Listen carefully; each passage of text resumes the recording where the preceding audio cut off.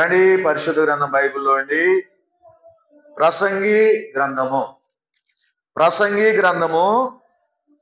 5వ అధ్యాయము ప్రసంగి గ్రంథము 5వ అధ్యాయము మొదటి వచనాన్ని మనం కలిసి చదువుకుందాం. ప్రసంగి 5వ అధ్యాయము మొదటి వచనం 558వ పేజీ 558వ పేజీ పాత నిబంధనలో 558వ పేజీ ప్రసంగి గ్రంథము 5వ అధ్యాయము మొదటి వచనాన్ని మనం కలిసి చదువుకుందాం. నీవు దేవుని మందిరమునకు పోనప్పుడు నీ ప్రవర్తన జాగ్రత్తగా చూసుకొనుము. బుద్ధిహీనులు అర్పించినట్లు బలి అర్పించుట కంటే సమీపించి ఆలకించుట శ్రేష్టం. వారు తెలియకయే దుర్మార్గపు పనులు చేదురు. చాలు మరోసారి చదువుకుందామండి. నీవు దేవుని మందిరమునకు పోనప్పుడు నీ ప్రవర్తన జాగ్రత్తగా చూసుకును. బుద్ధిహీనులు అర్పించినట్టు బలి అర్పించుట కంటే సమీపించి ఆలకించుట శ్రేష్టం. వారు తెలియకయే దుర్మార్గ పనులు చేదురు. ఆత్మ సాయం కొరకు ప్రార్థన చేసుకుని. ప్రేమగల తండ్రి, కృపగల దేవా, నీకు స్తోత్రాలు. ఇప్పటి వరకు ఆరాధనలో మాకు సహాయం చేసావు. టేబుల్ మెసేజ్లో నాయనా మరి శరీర రక్తమాంసంలో పాలు పంపులు పొందాలయ్యా. మేమందరము పాలు పంపులు పొందడానికి నాయనా మాతో మాట్లాడు, మమ్మల్ని సరిచేయి. మేము ఎక్కడ ఈ వారదినాల్లో తప్పిపోయి పడిపోయిన వారికి ఉన్నామో అయ్యా, బుద్ధిహీనులుగా ఉన్నామో దయతో క్షమించి అయ్యా, నీ శరీర రక్తమాంసంలో ఎలా పాలు పంపులు పొందాలో నీ వాక్యం ద్వారా మాతో మాట్లాడుతూ రమ్మని యేసు నామములో ప్రార్థిస్తున్నాం తండ్రి.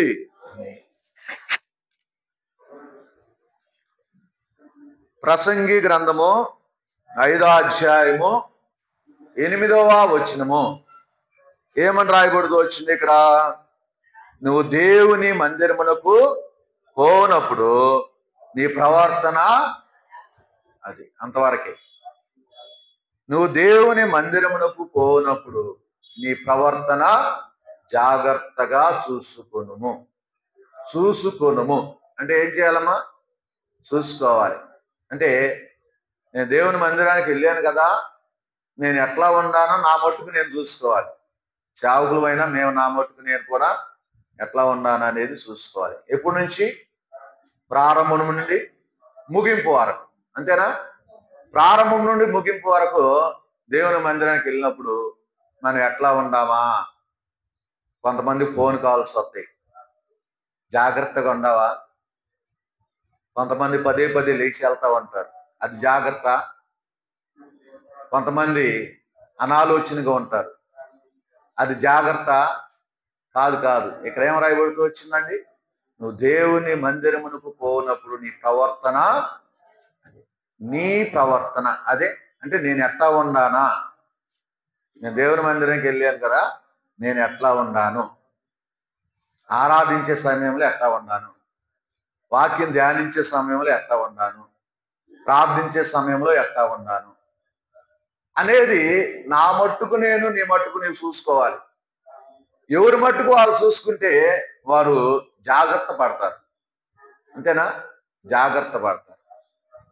ఇప్పుడు రోడ్ని వెళ్తా ఉండవు, ఫోన్ మాట్లాడుతూ వెళ్తా ఉంటావు, వెనకాల వస్తుంది ఏదో ఈ ఫోన్ మోతను బట్టి, మాట్లాడే దాన్ని బట్టి వెనకాల వెనకాల మాటలు వినపడకుండా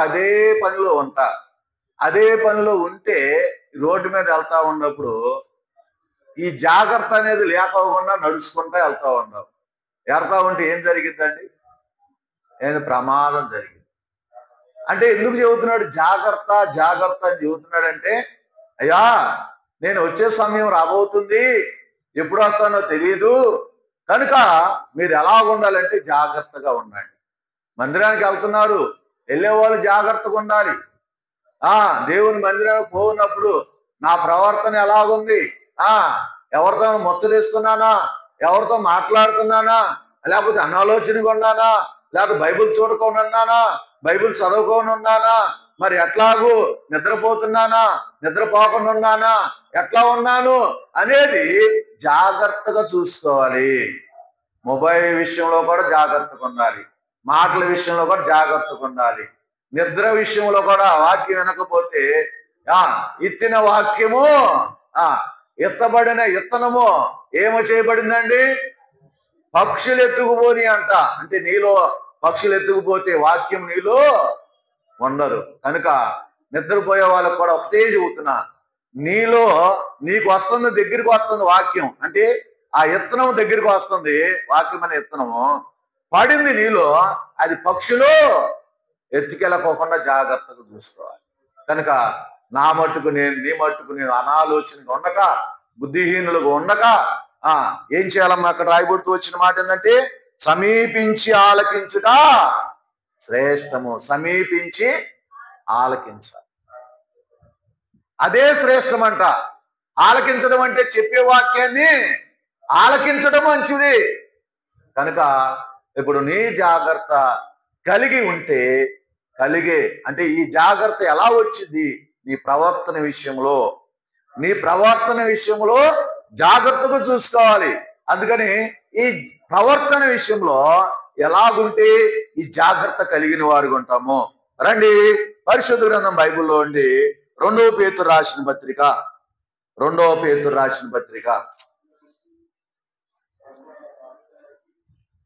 పేజీ నెంబరు 219 పేజీ, 3వ అధ్యాయము 11, 12 వచనాలు చదవండి.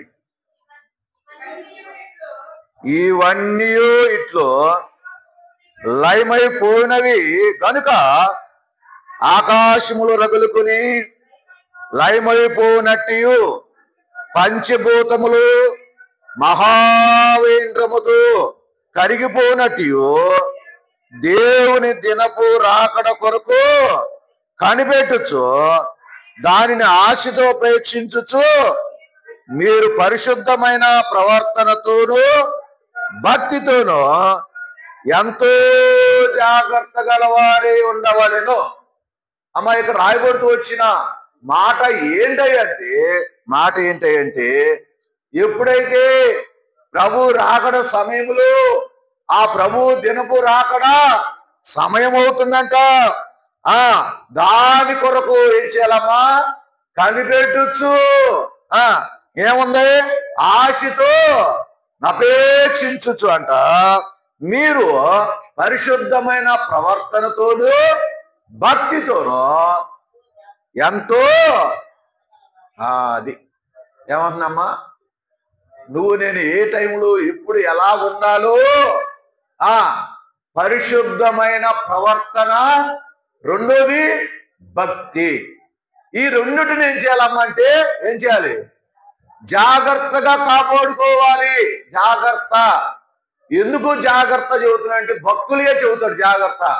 పాటకాడ ఉంది కదా, జాగ్రత్త భక్తులార పిలుపిదే ప్రభు యేసు రావచ్చును.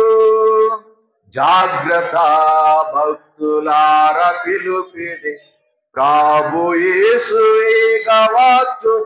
ఏమంటున్నాడండి? జాగ్రత్త భక్తులారా, ప్రభు యేసు వేగనే వస్తున్నాడు కనుక జాగ్రత్త. ఈ భక్తులకి, ఈ పరిశుద్ధులైన వారికి జాగ్రత్త చెబుతున్నాడు. అంటే నీవు నేను ఆ సమయంలో నువ్వు మందిరానికి పోయినప్పుడు ఎలాంటి ప్రవర్తన అండి? పరిశుద్ధమైన ప్రవర్తన. నీలో నాలో ఉండాల్సింది ఏంటంటే పరిశుద్ధమైన ప్రవర్తన. అంటే పరిశుద్ధత లేకుండా ఎవరు ప్రభుని చూడరని హెబ్రీయులు రాసిన పత్రికలో రాయబడింది. పరిశుద్ధత లేకుండా ప్రభువును చూడరంట. పరిశుద్ధత ఉంటేనే ప్రభువును చూడగలుగుతాం. పరిశుద్ధత లేకపోతే ప్రభువుని చూడలేం. కనుక పరిశుద్ధత నీకెంతో, నాకెంతో ప్రాముఖ్యమైనది. పరిశుద్ధత. బట్టలు పరిశుద్ధంగా అంటే శుభ్రంగా ఉంటేనే ఏం చేయబడిద్దమ్మా? బట్టలు మనం వేసుకునే షర్టు, ప్యాంటు, షర్ట్ అయినా, చీర అయినా, ఏదైనా ఎట్లా ఉంటే శుభ్రంగా ఉండాలి కదగా. కట్టుకునేటప్పుడు ఎలా ఉండాలమ్మా? వాసన కడతా ఉంటే బాగుంటుందా ఏమ్మా? వాసన కొడతా ఉండి వేసుకుంటా. ఎట్లా ఉండాలి? శుభ్రంగా ఉండాలి, పరిశుద్ధంగా ఉండాలి. పరిశుద్ధంగా ఉన్నప్పుడు ఈ యొక్క బట్ట క్లాత్ వేసుకునేటప్పుడు శుభ్రంగా లేకపోతే ఇది శుభ్రంగా లేదని చెప్పి పక్కన ఇసుక పెట్టి పారేసి మరలా ఏం చేస్తాం తెలుసా? మరో షర్టు తీస్తాం. డ్రెస్ అయినంతే, చీర అయినంతే, అంతేనా? అలాగే ఈ బట్టల విషయంలో పరిశుద్ధంగా లేకపోతే, శుభ్రంగా లేకపోతే పక్కన ఎట్టబడేస్తావో, హృదయాన్ని కూడా శుభ్రంగా లేకపోతే పక్కనేస్తా. హృదయం శుభ్రంగా లేకపోతే పక్కనేస్తా, కడుక్కోవాలా? ఏం చేయాలమ్మా? హృదయాన్ని తీసి పక్కనే ఉంటావా? మనిషి బతుకుతావా? బతుకో. ఏమవుతావా? చచ్చిపోతావు. అందుకని ఈ హృదయాన్ని ఏం చేయాలమ్మా? పక్కనే లేవు కనుక షర్ట్ను, ప్యాంటును, లేకపోతే చీరను, డ్రెస్సును తీసి పక్కన పడేస్తావు. కానీ హృదయాన్ని ఏం చేయలేవు, పక్కన పడేయలేవు. కనుక ఈ హృదయాన్ని ఏం చేయాలమ్మంటే దినదినము ఏం చేయాలి? కడుక్కోవాలి. అమ్మా, దినదినం బట్టలు ఉతుకున్నావా లేదా? దినదినం అంట్లు తోగుకుంటున్నావా లేదా? దినదినం చక్కగా పళ్ళలో ఉన్న పాచిపోవటానికి బ్రష్ చేస్తున్నావా లేదా? అలాగే ఈ ఏటినైతే కలిగి శుభ్రం చేసుకుంటామో అలాగే హృదయాన్ని కూడా ఏం చేయాలమ్మా? శుద్ధి చేసుకోవాలి. ఎట్ట చేసుకోగలుగుతా? వాక్యమనే ఉదక స్నానము ద్వారా దాన్ని ఏం చేయాలమ్మా? పరిశుద్ధపరచుకోవాలి. వాక్యమనే ఉదక స్నానం అది. ఆ ఉదక స్నానం ద్వారా నువ్వేం చేయగలవు అంటే హృదయాన్ని పరిశుద్ధపరచుకోగలుగుతావు. అందుకని ఈ భక్తుడు ఏమన్నాడు? పరిశుద్ధ ప్రవర్తనతోనూ భక్తితో. పరిశుద్ధమైన ప్రవర్తన ఉండాలంట. రెండోది భక్తి. అందుకని భక్తి గల వారందరూ ఏం చేయాలమ్మా? ఏం చేయాలి? యేసు ప్రభు యొక్క రాకడ కొరకు ఎదురు చూడాలి. ఆయన ఏమన్నాడు? ఆ ప్రభు రాకడ దినం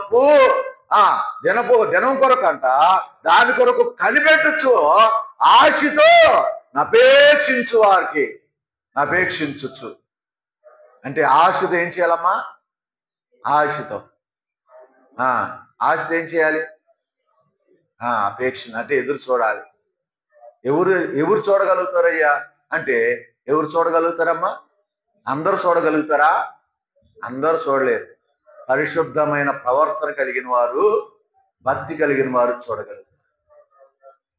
అందుకని 1 పేతురు రాసిన పత్రిక 1వ అధ్యాయము 14-16 చదవండి. 1 పేతురు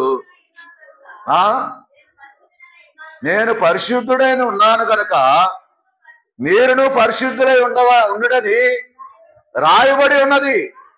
కాగా మీరు విధేయులకు పిల్లల వలె మీ పూర్వపు అజ్ఞాన దశలో మీకుండిన ఆశలను అనుసరించి ప్రవర్తింపగా మిమ్మును పిలిచిన వాడు పరిశుద్ధుడై ఉన్న ప్రకారము మీరును సమస్త ప్రవర్తన యందు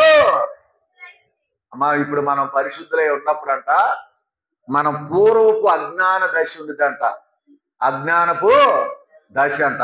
ఈ అజ్ఞానపు దశను ఏం చేయాలమ్మా?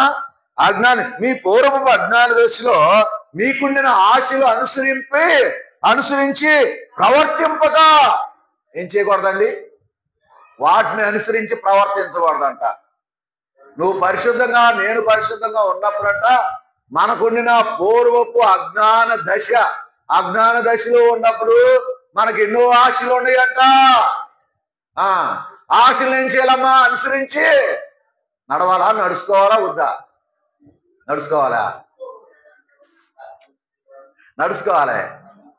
నడుచుకోకూడదు. పూర్వపు అజ్ఞాన దశలో ఉన్న ఆశలు అనుసరించి ప్రవర్తింపగా అన్నాడు అక్కడ. పూర్వపు దాని గురించి, పూర్వంలో ఉన్న దాని గురించి అజ్ఞానములో ఒకప్పుడు అజ్ఞానంలో జీవించావు. ఇప్పుడు ఏముందమ్మా? జ్ఞానము. ఒకప్పుడు అజ్ఞానము ఇప్పుడు ఏముంది? జ్ఞానము. అందుకని పరిశుద్ధ గ్రంథం బైబిల్లో ఏముందంటే మీరు అజ్ఞానులు కాక జ్ఞానుల వలే. అది అజ్ఞానులుగా ఉండకూడదంట. అంటే పరిశుద్ధమైన ప్రవర్తన కలిగిన వారు ఎలా ఉండకూడదంటే అజ్ఞానంగా ఉండకూడదు. అజ్ఞాన దిశలో వారు పూర్వపు అజ్ఞాన దిశలో వారికి ఉండిన ఆశలు అనుసరించి ప్రవర్తింపగా ఉండేయండి. చాలా ఆశలు ఉన్నాయి మనుషుల్లో, చాలా ఆశలు ఉన్నాయి. ఆశలు ఉంటే ఆశలు ఏం చేయాలి?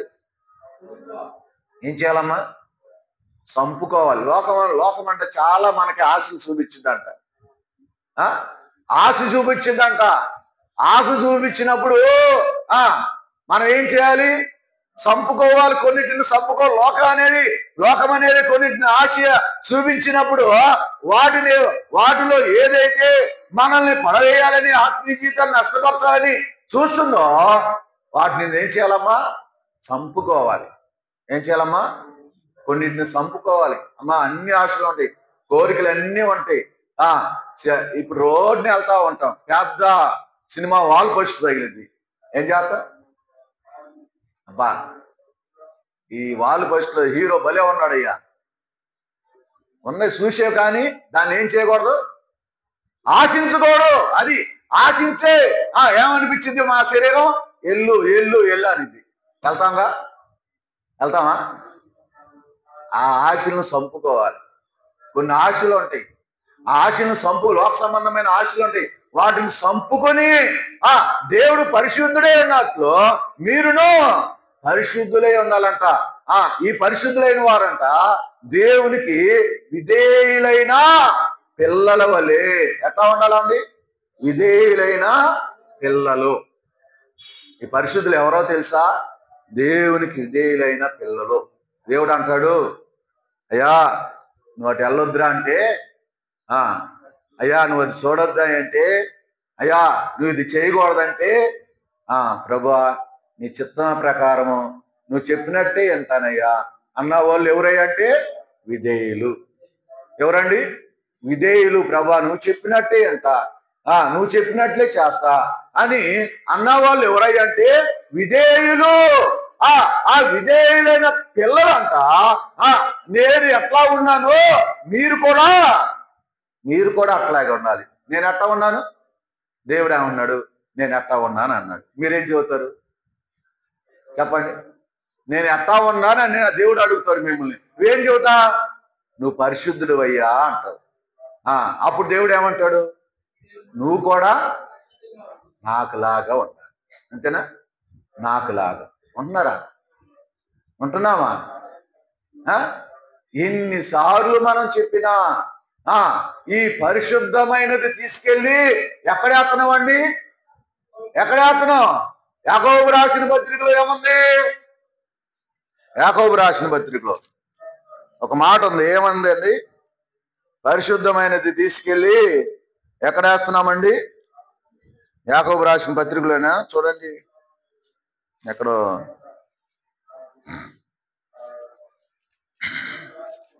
ఒక మాట ఉంది.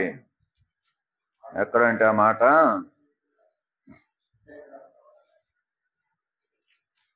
మీరు పరిశుద్ధమైన తీసుకెళ్ళంట ఎక్కడేస్తున్నారంటే పందుల ముందు వేస్తున్నారని రాయబడుతూ వచ్చింది. ఏవచ్చినవంటే రాయబడుతూ వచ్చిన మాట ఏంటంటే మీ ముత్యాలు పందుల ముందు వేయకుడని రాయబడుతూ వచ్చింది. సరే, మరి ఇక్కడ ఏమో రాయబడుతూ వచ్చిందంటే మీ ముత్యాలు తీసుకెళ్ళంట పందుల ముందు వేయకూడదంట. అదేం చేసిద్దంటే కాళ్ళతో తొక్కివేసిద్దంట. అది కాళ్ళతో తొక్కివేసినప్పుడు మరి ఏమైంది? ఆ పరిశుద్ధమైనది ఏమైంది అంటే పాడైపోయిద్దంట. ఆ పరిశుద్ధమైనది ఏమైందంటే పాడైపోయిద్దంట. తద్వారా మన జీవితం కూడా పరిశుద్ధంగా ఉన్నది కూడా పాడైపోయినప్పుడు మనం ఏం చేయలేం. కనుక మత్తయి సువార్తమ్మ, క్షమించండి, మత్తయి సువార్త ఎన్నో అధ్యాయం? 7వ అధ్యాయం 6 వచ్చిన చదవండమ్మా.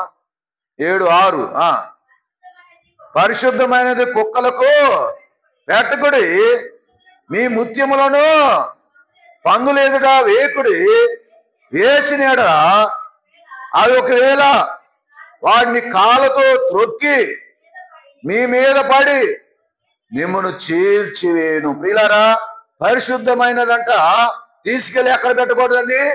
కుక్కలకు. కుక్కలంటే ఎవరు చెప్పండి? మనమా?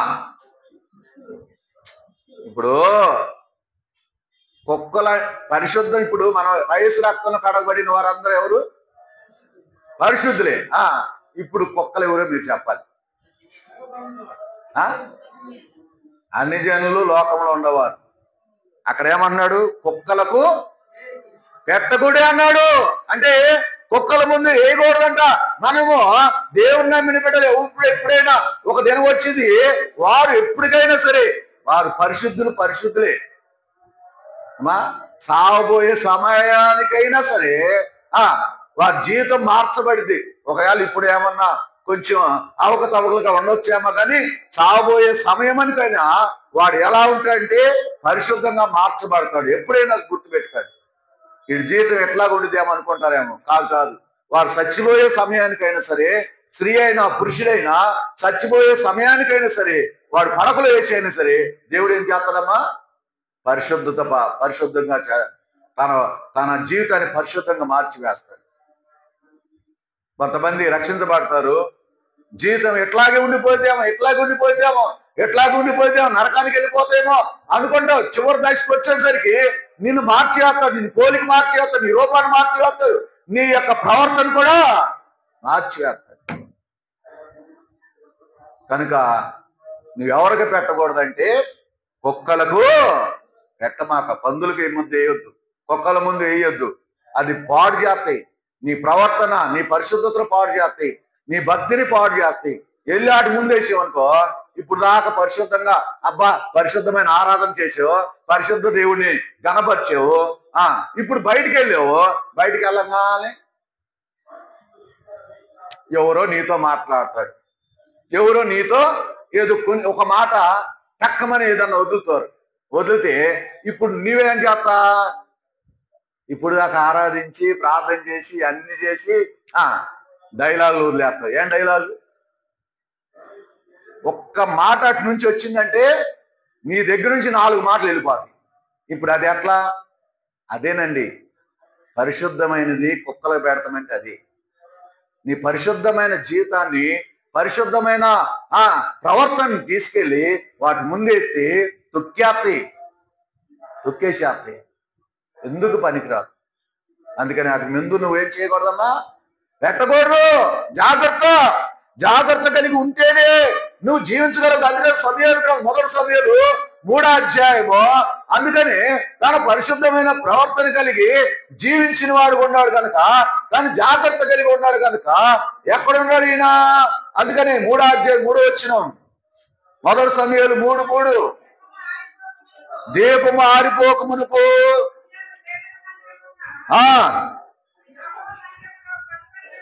వండుకొని ఉండగా యెహోవా సమూయేలును పిలిచెను. ఏమన్నాడండి? చిత్తమండి నేనున్నానన్నాడు. ఏమన్నాడండి? చిత్తమండి నేనున్నానన్నాడు. ప్రియులారా, ఎక్కడ పడుకున్నాడు ఈయన? మందిరంలో పడుకున్నాడు. మందిరంలో పడుకుంటే దేవుడు సమూయేలు అని కాకేశాడంట. సమూయేలు అని కాకెత్తే ఇప్పుడు ఇదేలని పిల్లలు ఏం చేశారు? ఇదేలుగా ఉన్నాడు కదా, మందిరంలో పడుకున్నాడు కదా, ఏం చేశాడు? పిలవంగానే చిత్తమండి నేనున్నాను. విధేయత ఎంత పిలవంగానే ఎంత విధేయత చూపించి పలికాడు చూడండి. ఏమా? అందుకని పరిశుద్ధంగా ప్రవర్తన కలిగిన వారు విధేయులకు పిల్లల వలె ఉండాలంట. విధేయులకు పిల్లల వలె ఉండవాళ్ళంట. ఏముండాలి? నేనున్నానయ్యా అనాలి. అంతేనా? కొంతమంది ఏమంటారు? అక్క అన్న ఉన్నాడంటే లేడు, అన్న అక్క ఉందంటే లేదు. ఎందుకు లేదు? ఈ అన్న వచ్చి మళ్ళీ ఏమన్నా అడుగుతాడని లేదు. ఎంతసేపటికి మనం ఏం చెబుతాం? అబద్ధాలే చెబుతాం, లేడని చెబుతాం. ఉన్నాడు కూడా లేదని చెబుతాం. మన దగ్గర ఉంచుని కూడా లేదని చెబుతాం. చాలా సార్లు మన జీవితం అంతా కూడా అబద్ధాలు. విధేయులకు పిల్లలంట విధేయత చూపించి, చిత్తం ప్రభా నేనున్నాను, ఏం సెలవిస్తావో, ఏం సెలవిస్తావు సెలవయ్యా, ఏం సెలవిస్తే సెలవు అంటే దేవుడు ఏం చేస్తాడు, నీతో చక్కగా మాట్లాడు. ఎందుకు? సమూయేలు పరిశుద్ధత భక్తి కలిగిన వాడు ఉన్నాడు. మూడోది విధేయులైన పిల్లల వలె ఉన్నాడు. అంతేకాకుండా పిలవంగానే చిత్తమండి అన్నాడు. చూసారా?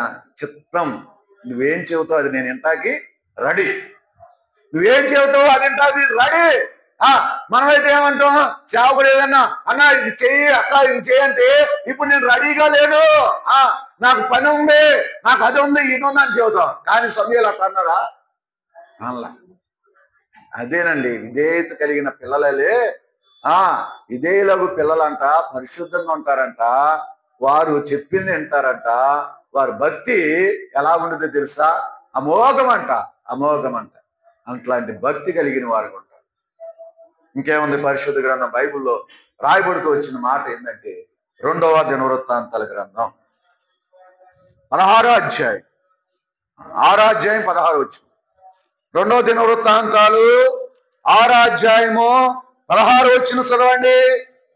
6వ అధ్యాయం 16. నీవు నా ముందర నడిచినట్లు నీ కుమారులను తన ప్రవర్తనను కాపాడుకొని నా ధర్మశాస్త్రం చొప్పున నడిచిన యెడల ఇశ్రాయేలు సింహాసనం మీద కూర్చున్నవాడు నా ఎదుట నీకుండకపోడని నీవు నీ సేవకుడైన దావీదు అను నా తండ్రితో సెలవిచ్చిన మాటను ఇశ్రాయేలు దేవుడని యెహోవా దయచేసి నెరవేర్చుము. ఇక్కడ రెండోది ఏం కనబడుతుంది అంటే, ఏం కనబడుతుందమ్మా? ప్రవర్తన. తన ప్రవర్తనను కాపాడుకొని యెహోవా ధర్మశాస్త్రమును ఏం చేయాలమ్మా? ఏం చేయాలి? ధర్మశాస్త్రం చొప్పున నడిచిన యెడల ప్రవర్తన కాపాడుకోవాలి. ప్రవర్తన కాపాడుకోవాలంటే ధర్మశాస్త్రమునందు ధర్మశాస్త్రం చొప్పున ఏం చేయాలమ్మా? నడుచుకోవాలి. ధర్మశాస్త్రం అంటే ఏంటి? వాక్యం. నీ ప్రవర్తనను కాపాడగలుగుతావు అంటే, కాపాడుకోవాలంటే ఒకటే, నీలో ఏముండాలి? వాక్యం ఉండాలి. నీ ప్రవర్తన, నీ విధానం కాపాడుకోవాలంటే కాపాడుకోవాలి. వాక్యం అనేది ఉంటే గనక నువ్వు కాపాడుకోగలుగుతావు, లేకపోతే కాపాడుకోలేవు. ఆదికాండం 39వ అధ్యాయం రండమ్మా. ఆదికాండం 39వ అధ్యాయంలో ఎవరు కాపాడుకున్నారు? యోసేపు మనకు తెలిసింది అది. యోసేపు ఏం చేశాడు? తన ప్రవర్తన విషయంలో కాపాడుకున్నాడంట. ఎట్లా కాపాడుకున్నాడు? వచనంలో ఒక మాట రాయబడుతూ వచ్చిన మాట ఏంటంటే 10-11 వచనాలు చదివాక 10-11 వచనాలు. దినదినము ఆమె యోసేపుతో మాట్లాడుచుండెను గాని అతడు ఆమెతో చేయించుటకైనను ఆమెతో నుండుటకైనను ఆమె మాట విన్నవాడు కాదు. అట్లుండగా ఒకనాడు అతడు తన పని మీద ఇంటిలోనికి వెళ్ళినప్పుడు ఇంటి మనుషుల్లో ఎవడు అక్కడ లేడు. అప్పుడు ఆమె అతను వస్త్రం పట్టుకొని తనతో సేరించమని చెప్పగా అతడు తన వస్త్రమును ఆమె చేతిలో విడిచిపెట్టి తప్పించుకొని బయటకు పారిపోయిను. 9వ వచనం చదవమ్మా. 9వ వచనం. నీవు అతని భార్య అయినందున నీవు తప్ప మరి దేని నాకు అప్పగింపగా ఉండలేదు, కాబట్టి నేనెట్లు ఇంత ఘోరమైన దుష్కార్యం చేసి దేవునికి విరోధంగా పాపము కట్టుకుందునని తన యజమాని భార్యతో. చూడండి, యోసేపు తన ప్రవర్తన ఏం చేశాడమ్మా? చూసుకో, యోసేపు తన ప్రవర్తనని కాపాడుకున్నాడంట. తన ప్రవర్తన కాపాడుకున్నవాడు యోసేపు. ప్రవర్తన కాపాడుకోవటానికి ఆయన ఏముందంటే వాక్యం. ఇప్పుడు ఎక్కడన్నా నువ్వు ఏదన్నా పాపపు స్థితిలో పడిపోయావు అనుకో, పాపపు స్థితిలోనికి వెళ్ళిపోతున్న సమయంలో నీకు వాక్యం గుర్తొస్తే ఏం చేయగలుగుతావు? అక్కడి నుంచి పారిపోతావు. యేసేపు పారిపోయాడు, ఉన్నాడా? పారిపోయాడు. మనం ఏం చేస్తాం చెప్పండి? ఎన్ని వాక్యాలు విన్నా పాపం నీ దగ్గరికి వస్తే పాపాన్ని జుర్రుకుంటావు తప్ప పాపం విడిచి పారిపో. కానీ యేసేపు పారిపోయాడు. చూసారా ఎంత దైవిక? ఆ దినాల్లో మందిరాలు ఉండేయండి? మందిరం ఉందా? ఐగుప్తులో మందిరం ఉందా? లేదు. బైబిల్ ఉందా? బైబిల్ కూడా లేదు. బైబిల్ లేదు, మందిరం లేదు. ఎట్లా కాపాడుకోగలిగాడు? ఎట్లా కాపాడుకొనగలిగాడు చెప్పండి? ఎట్లా కాపాడుకొనగలిగాడు? చిన్నతనంలోనే తండ్రి దగ్గర నేర్చుకున్నాడు. ఏమని? తన తండ్రి చెప్పుంటాడు. చిన్న వయసులో 9 సంవత్సరాల వయసులో తండ్రి చెప్పుంటాడు, అయ్యా మన దేవుడయ్యా, ఇగో ఈయన సృష్టికర్త అయ్యా, ఇదిగో నన్ను ఎక్కడి నుంచి అంటే ఎక్కడెక్కడి నుంచో నన్ను తీసుకొచ్చి నేను ఎక్కడో జీవిస్తున్న నన్ను ఇంతగా హెచ్చించాడయ్యా. ఇదిగో ఈ దేవుని విషయంలో నమ్మకంగా యథార్థంగా ఉంటే ఈ దేవుడు మనల్ని జ్ఞాపకం చేసుకుంటాడు, మనల్ని బలపరుస్తాడు. ఏది కొన్ని యొద్దకు పాపం అనేది, లోకం అనేది నీ యొద్ద అవన్నీ చెప్పుకుంటాడు. తండ్రి ఏం చేస్తాడమ్మా? పిల్లలోని ఒళ్ళు కూర్చోబెట్టుకుని ఏం చెబుతాడు తండ్రి పిల్లవాడికి? ఏం చెబుతాడు? అరే వాళ్ళ జోలికి వెళ్ళమాక అంటారు పిల్లలు. మన పిల్లలు వేసుకో, అరే వాళ్ళ జోలికి వెళ్ళమాక, అక్కడికి వెళ్ళమాక, వెళ్ళమాక. వెళితే అక్కడ ఆ బరిగేది ఉంది, అది పొడిసిద్ది, వాళ్ళ దగ్గరికి వెళ్తే నిన్ను కొడతారా, అక్కడికి వెళ్ళబాక ఇక్కడికి వెళ్ళబాక అని చెప్పి తండ్రి ఏం చేస్తాడంటే ఒళ్ళో కూర్చోబెట్టుకుని చెబితే ఆ పిల్లోడు కొంత భయం పెట్టామనుకో, అమ్మో దాని దగ్గరికి వెళ్ళకూడదంట అని చెప్పి ఆ పిల్లోడు ఏం చేస్తాడు? భయపడతాడు. అలాగే ఇప్పుడు తండ్రి చెప్పిన మాటలు ఎప్పుడు గుర్తొచ్చినాయి అమ్మా? ఎప్పుడు గుర్తొచ్చినాయి? పాపము తన యొద్దకు, పాపం తన యొద్దకు వచ్చినప్పుడు తండ్రి మాటలు గుర్తొచ్చి అప్పుడు అంటున్నాడు, నేను దేవునికి విరోధంగా పాపం కట్టుకుందునని, ఇంత దుష్కారం చేసి పాపం కట్టుకుందునని చెప్పి అతని భార్య తని అక్కడి నుండి ఏం చేశాడమ్మా? పారిపోతే పారిపోయినప్పుడు తన ప్రవర్తన జాగ్రత్తగా చూసుకున్నాడు కనుక పారిపోయిన తర్వాత కొన్ని కష్టాలు వచ్చినాయి, నిందలు వచ్చినాయి, అవమానాలు వచ్చినాయి, ఎదిరింపులు వచ్చినాయి, అన్నీ వచ్చినాయి. కానీ దేవుడు అతను విడిచిపెట్టాడా ఒకటన్నా? దేవుడు అతను విడిచిపెట్టాడా? యేసేపుని విడిచిపెట్టాడా? అన్ని చోట్లకు వచ్చాడు దేవుడు, అన్ని చోట్ల ఉన్నాడు. అన్ని చోట్ల ఉండేసరికి చివరాఖరికి అన్ని చోట్ల దేవుడు ఉండి అన్ని చోట్ల ఉండి ఒక్కసారి ఎక్కడ కూర్చోబెట్టాడు? అబ్బా ఎంత గొప్ప ఆశీర్వాదం అండి అది. ఎందుకు? తన ప్రవర్తనను ఏం చేశాడమ్మా? కాపాడుకున్నాడు. తన ప్రవర్తన కాపాడుకున్నాడు, తన భక్తిని కాపాడుకున్నాడు, తన పరిశుద్ధతను కాపాడుకున్నాడు. తనలో ఉన్న విధేయతను బట్టి అవసరమైతే ఇంట్లో ఏ పనైనా చేస్తా కానీ నీ దగ్గరకు వచ్చేసరికి దాని విషయంలో మాత్రము నేను ఈ పాపము చేయను. చూశారా దేవుడు ఎంత గొప్ప దేవుడు. యేసేపు కూడా అంత మంచి ప్రవర్తనతో జీవించాడు కాబట్టి తన ప్రవర్తన కాపాడుకున్నవాడు, ధర్మశాస్త్రమునందు నడుచుకుని ఆ తర్వాత అందుకని నీ సంతతి వారు అక్కడ ఏముందండి? సింహాసనం మీద ఒక్కడు ఉండక మానడు అన్నాడు. ఉన్నాడా లేదా? చూసారా దేవుడు వాగ్దానం నెరవేర్చబడిందా లేదా? అందుకని మనం ఉండే దానిలో మనం ఉంటే దేవుడు మనకిచ్చిన వాగ్దానాన్ని ఏం చేస్తాడమ్మా? నెరవేరుస్తాడు. గుర్తుపెట్టుకోవాలి. మనం ఉండే దానిలో మనం లేకపోతే నువ్వు ఎన్ని వాగ్దానాలు లాక్కున్నా కానీ ఏమి నెరవేర్చబడు. ఆయన నువ్వు ఉండే విధానంలో, నేనుండే విధానంలో, మనం అందరూ ఉండే విధానంలో ఉంటే నీకు ఇచ్చిన వాగ్దానం సంపూర్ణంగా నెరవేర్చబడు. అంతేకాకుండా 119వ కీర్తనలో 165వ వచనంలో ఏం రాయబడుతూ వచ్చిందండి? 119, 165. తర్వాత త్వరగా చదవండి. నీ ధర్మశాస్త్రమును ప్రేమించు వారికి ఎంతో నెమ్మది. నీ ధర్మశాస్త్రమును ప్రేమించు వారికంట నెమ్మది కలిగిద్దంట. ఏంటమ్మా వచ్చింది లేళ్ళు? ఎవరు కావాలి నీకు? సుమతక్క కావాలా? సుమతక్క నీ కోసం వచ్చారు చూడు. కనుక నీ ధర్మశాస్త్రమును ప్రేమించు వారికి చెప్పండి ఎంతో. ఇప్పుడు ఏసేపు నెమ్మదితో ఉన్నాడా, కలవరంతో ఉన్నాడా? నెమ్మది. చూసారా ఎక్కడ నెమ్మది దొరికింది?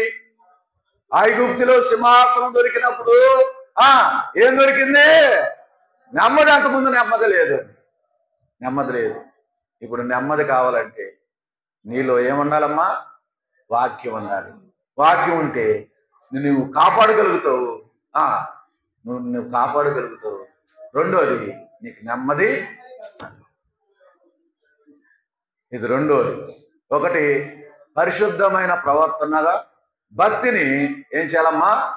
జాగ్రత్తగా కాపాడుకోవాలి, జాగ్రత్తగా ఉండాలి. రెండోది ఏం కనపడుతుందంటే నీ ప్రవర్తన జాగ్రత్తగా కాపాడుకొని ధర్మశాస్త్రం చొప్పున నడిచిన ఎడల నీ సంతతిలో సింహాసనం మీద ఒక్కడ ఉండక మానడు.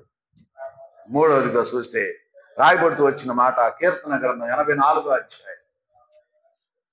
కీర్తన గ్రంథము 84వ అధ్యాయము రాయబడుతూ వచ్చిన 11వ వచనం చదువమ్మా. 11వ వచనం. దేవుడని యెహోవా సూర్యుడును కేడునై ఉన్నాడు. యెహోవా కృపయు ఘనతయు అనుగ్రహించును. యథార్థంగా ప్రవర్తించు వారికి ఆయన ఏ మేలు చేయక. అది మూడోది ఏం కనబడుతున్నాయి అంటే యథార్థంగా ప్రవర్తించే వారికి ఏ మేలు చేయక మానడు. యథార్థంగా ఉండాలి అమ్మా. యథార్థంగా అన్నిట్లో కూడా యథార్థత కలిగి ఉండాలి. కొంచెం యథార్థంగా మాట్లాడుతున్నాం అనుకో, మేము సేవకులైనా అయ్యా అది మంచిది కాదు ఇట్లా ఉండాలని అనుకో, ఆ సేవకుడు ఏమవుతాడు? ప్రజలకి విరోధి అవుతాడు. యథార్థంగా సేవ చేసే సేవకులైనా, యథార్థంగా ఉండే విశ్వాసులైనా ఎవరికి పనికిరారో తెలుసా? ప్రజలకు పనికిరారు. పనికిరారు. ఎందుకు పనికిరారంటే యథార్థత ఎవరికి ఇష్టమో ఉండదు. ఏం చేయాలమ్మా? యథార్థత ఉండకపోతే ఎవరు నమ్ముతా? యథార్థంగా ఉన్నవారిని నమ్ముతావా? నిన్ను మోసం చేసేవారు నమ్ముతావా? నిజంగా నమ్ముతావా? యథార్థంగా ఉన్న వాళ్ళని మోసం చేసే వాళ్ళని నమ్ముతారండి ఈ దినాల్లో. లేదా నిన్ను మోసం చేసే వాళ్ళని నమ్ముతావు, నిన్ను చంపే వాళ్ళని నమ్ముతావు, నీ పక్కన ఉండవాడిని నమ్ముతావు. నేనేం చేస్తాడు? పక్కలో బల్లిపు లాంటి వాడు అవుతాడు తెలుసా? నీ పక్కన ఉండవాడిని నమ్ముతావు, కానీ యథార్థంగా ఉండవారిని ఎవరు కూడా నమ్మరు కొంతమంది. ఈనాడు యథార్థత నీకు అయిష్టమైతే ఒక దినం వచ్చిందంట. యథార్థంగా ఉన్నవారికంట దేవుడు చక్కగా ఏం చేస్తాడమ్మా? మేలు ఖచ్చితంగా చేస్తాడు. ఎందుకు యథార్థంగా ఉండలేకపోతున్నారా అంటే, ఎందుకు యథార్థంగా ఉండలేకపోతున్నారు? అందుకని పరిశుద్ధ గ్రంథం బైబిల్లో రాయబడుతూ వచ్చిన మాట కీర్తన గ్రంథం 15వ అధ్యాయం. టైం అయిపోతుంది కనుక త్వరగా చదవండి. 15వ అధ్యాయం 2వ వచనము త్వరగా. యథార్థమైన ప్రవర్తన కలిగి నీతిని అనుసరించు హృదయపూర్వకంగా నిజము పలుకువాడే. పిల్లరా ఏమని రాయబడుతూ వచ్చింది అంటే ఇక్కడ ఏమని యథార్థమైన ప్రవర్తన కలిగి నీతిని అనుసరించచ్చు హృదయపూర్వకంగా. ఏం పలకాలండి?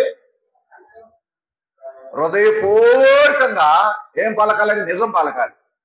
ఈ దినాల్లో సేవకులైనా, సంఘ పెద్దలైనా, విశ్వాసులైనా నిజం పలికేవారు ఎంతమంది? నిజం పలికే వారికి, యథార్థంగా ప్రవర్తించే వారికి ఆయన ఏ మేలు చేయక మానడు. ఇప్పుడు నిజం పలికితే మేలా నష్టమా? నిజం. ఎప్పుడైనా సంఘములో ఉన్న నీవు ఎప్పుడైనా ఏం చెప్పాలో తెలుసా? నిజాన్ని చెప్పాలి. నిజాన్ని చెప్పాలి. దాచేవారికి ఉండకూడదు. దాచేవారికి ఉండకూడదు. సంఘ విషయంలో కానీ, కుటుంబ విషయంలో కానీ ఏ మాత్రం కూడా నీటి నోట నుండి ఏం రాకూడదంటే అబద్ధం అనేది రాకూడదు. యథార్థత. యథార్థత. దేవుని స్తోత్రం. వాన కురుతుంది మాకు చేలో ఉన్న వాళ్ళకి. రాయగొడుతూ వచ్చిన మాట ఏంటి అంటే యథార్థత. నీ యథార్థతే నిన్నేం చేసిందమ్మా? కాపాడింది. నీ యథార్థతే నీ అందుకని యథార్థవంతులు. సామెతల గ్రంథం రండి. సామెతల గ్రంథం 11:20 వచ్చిన. సామెతల గ్రంథం 11:20. మోర్ఖచితులు యెహోవాకు ఏమో యథార్థంగా ప్రవర్తించువారు ఆయనకిష్టులు. అమ్మా ఏమందండి? యథార్థంగా ప్రవర్తించువారు ఆయనకిష్టులు అంట.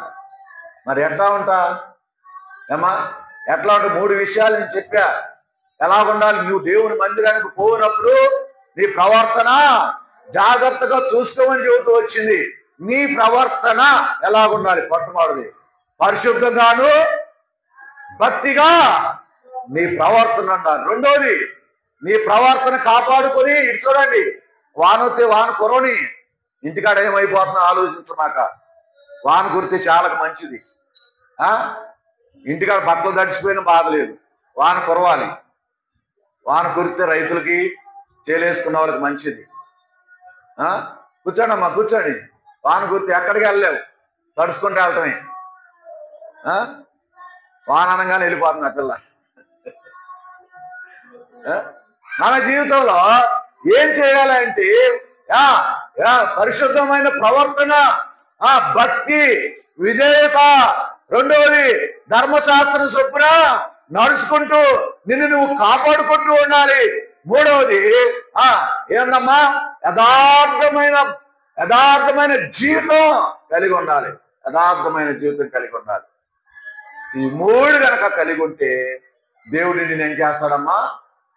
ఏం చేస్తాడు చెప్పండి? ఏ మేలు చేయక. మరి మందిరంలోకి వెళ్తే ఈ 3 నీలో ఉన్నాయా? ఈ 3 నువ్వు దేవుని మందిరానికి పోయినప్పుడు నీ ప్రవర్తన జాగ్రత్తగా చూసుకోవాలి.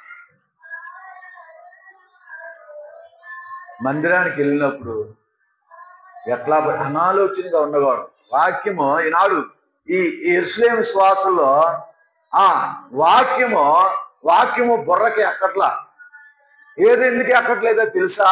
అనాలోచనగా ఉంటున్నారు. ఏది చెబుతామో అది అర్థం చేసుకోవట్లా. ఏది చెబుతామో ఏ పాయింట్ ఏది, ఎన్ని పాయింట్లు, ఎన్ని తలంపులు సేవకుడు చెప్పాడో అన్ని తలంపుల్లో ఏది కూడా ఒకటి అర్థం కాదు. ఆరాధన చేసేటప్పుడు సేవకుడు ఏం చెప్పాడా దాన్నే ఆరాధన చేయాలి. అది చేస్తామా? ఏం చేస్తామా? అది చేయకుండా ప్రభువా పాపము చేత అపరాధం చేత సాక్షిగా. ఎప్పుడు ఏమొచ్చింది నీకు? ఎప్పుడేమొచ్చింది? ప్రభువా పాపముల చేత అపరాధం చేసిన నన్ను. వాక్యం ఏం చెప్పారు? ప్రభువా నీ మందిరంలో చెడుతనము కలిగి జీవించేనయ్యా, నీ మందిరంలో అపవిత్రంగా జీవించేనయ్యా, నీ మందిరంలో శత్రువుగా జీవించేనయ్యా. ఆరాధన చేస్తాం మనము, అది గుర్తుండదు, అనాలోచన. అందుకని ప్రవర్తన నీ మందిరానికి వెళ్ళినప్పుడు అలా అనాలోచనగా జీవిస్తూ అనాలోచనగా నువ్వు ఉంటే నీ ఎన్ని సంవత్సరాల వాక్యం చెప్పినా ఈ బుర్రలోనికి రికార్డు అవనే అవ్వదు. అందుకని అనాలోచనగా కూర్చొనక పరిశుభ్రంగా కూర్చో, భక్తిగా కూర్చో, విధేయత కలిగి కూర్చో. తిరిగి ధర్మశాస్త్రం ఏదైతే చెప్తుందో దాన్ని అనుసరించి నడిచి నీ ప్రవర్తన కాపాడుకో. 5వదిగా యథార్థంగా ప్రవర్తించు. అప్పుడు యథార్థంగా ప్రవర్తించి నిజము పలికినప్పుడు అప్పుడు నీకు మేలు దేవుడికి చేసేవాడు ఉంటాడు. అటు విధానంలో నువ్వు జీవించడానికి ఇష్టపడు. ప్రభు నీకు సహాయం చేస్తాడు. ఈనాడు చాలా మంది ఎలాగుంటున్నారేంటి, ఒక్క మాట చూసుకుని నేను ముగిస్తా. చూడండి ఏమని రాయబడుతూ వచ్చిందంటే, కీర్తన గ్రంథము 10వ అధ్యాయము 5వ వచనం. ఈనాడు చాలా మంది ఎలా ఉంటున్నారు? 10:5 వారెల్లప్పుడూ ఇక్కడ ఏం రాయబడుతూ వచ్చింది? వారు ఎల్లప్పుడూ భయం మానుకుని ప్రవర్తింతురు, నీతి న్యాయములు ఉన్నతమైనవైన వారి దృష్టికి అందకుండును, వారు తమ శత్రువులందరినీ చూసి తిరస్కరించుదురు. ఇక్కడ రాయబడుతూ వచ్చిన వారు ఎల్లప్పుడూ భయం మానుకొని ప్రవర్తింతురు. ఏమన్నమ్మా? చాలా మంది విశ్వాసులకి ఏం లేదు, భయం లేదు. భయం మానుకుని ప్రవర్తించే వారికంట దేవుడు మేలిచ్చే. భయం యథార్థతే ఉండాలి. మీ ప్రవర్తన జాగ్రత్త కాపాడుకొనుచు వాక్యాన్ని అనుసరించి నడుచుకోవాలి. విధేయత కలిగి ఉండాలి. మంచి పరిశుద్ధత కలిగి ఉండాలి. తిరిగి మంచి భక్తి కలిగి ఉండాలి. ఎలాగ కలిగి ఉండి వీటిని ఏం చేయాలమ్మా? వీటిని ఏం చేయాలి? కాపాడుకుంటూ ఉండాలి. ఏం చేయాలి? మందిరంలో కాపాడుకోవాలి, బయట కాపాడుకోవాలి, ఇతరుల దగ్గర కాపాడుకోవాలి, లోకస్తుల దగ్గర కాపాడుకోవాలి, అన్ని జనుల దగ్గర కాపాడుకోవాలి, ఇంకా నీకు విరోధమైన వారి దగ్గర కాపాడుకోవాలి, నీ శత్రువు దగ్గర కూడా కాపాడుకోవాలి. ఇలా కాపాడుకున్నప్పుడు నీకు మేలు దేవుడు చేసేవాడు ఉంటాడు. మరి ఈ 3 అంతల 4 అంతల అనుభవంలో నీ ఉన్నట్టయితే ఇప్పుడు మోకరించు. ప్రభు లేకపోతే గనక ప్రభుని అడుగు, ప్రభువా నీ మందిరానికి పోయినప్పుడు నేను జాగ్రత్తగా ఉండలేకపోతున్నాను, నా ప్రవర్తన కాపాడుకోలేకపోతున్నాను అయ్యా, నా పరిశుద్ధతను అయ్యా, నా పరిశుద్ధమైన జీవితాన్ని సరైన విధంలో అయ్యా మరి దాన్ని కూడా ఎక్కబడితే అలాగూ ఉంటూ వచ్చినాను ప్రభా. నా భక్తిని నేను కాపాడుకోలేకపోతున్నాను ప్రభా, నా యథార్థత నేను కాపాడుకోలేకపోతున్నాను ప్రభా. నువ్వు ఇచ్చిన నాకు విధేయత ఇచ్చావు, విధేయత కలిగిన పిల్లల వలె ఉండాలన్నావు ప్రభా. ఆ విధేయతలో కూడా నేను లేకోకుండా జీవిస్తూ వచ్చినాను ప్రభా. దయతో నన్ను క్షమించయ్యా, నన్ను కడుగయ్యా, నన్ను పరిశుద్ధపరచయ్యా, నన్ను నీ పోలికలకు మార్చయ్యా, నీ రూపంలోకి మార్చయ్యా, నన్ను నూతన జన్మ అనుభవంలోని అయ్యా తీర్మానం కలిగి ఉన్నాను. ఆ తీర్మానంలో స్థిరత్వం నాకు అనుగ్రహించాయని చెప్పి ప్రభు సన్నిధిలో క్షమాపణ వేడుకుని ప్రభు కొరకు జీవించు. ప్రభు నిన్ను జ్ఞాపకము చేసుకుంటాడు. ఆ రీతిగా ప్రభు తన వాక్యాన్ని దీవించి ఆశీర్వదించును గాక.